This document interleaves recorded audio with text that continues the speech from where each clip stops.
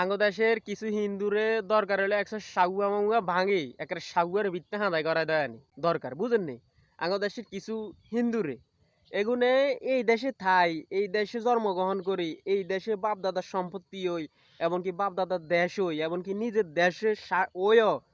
এগুনি ইন্ডিয়ার লাই কান্দে এগুনি ইন্ডিয়ার লাই জান ফরান্দা এ মাদার সুধা গল্প করে কই ধর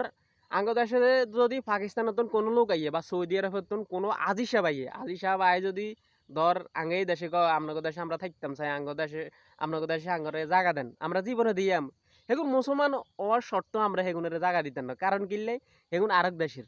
তো তুই যদি এই দেশের তোন যাই ইন্ডিয়া নাগরিকত্ব লাস তোরে দিব এ মাদার চোর তোরে দিব